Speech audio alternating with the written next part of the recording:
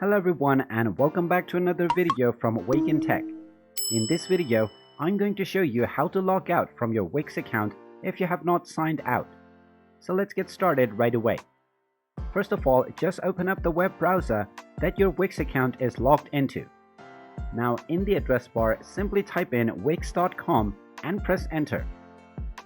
Now if you haven't signed out from your account, as soon as you type in wix.com, it will directly take you into the dashboard of the account that is already logged in. Now once you end up on the dashboard, you will find the account icon at the top right corner. Click on the drop down menu and now you can find the logout button at the bottom right corner of this drop down menu. Simply click on it and this will now log you out from Wix. In order to log back in, you can either use your Google account or click on the login button and continue with your credentials to log back into your account. And there you have it. That is how easy it is to log out from your account on Wix.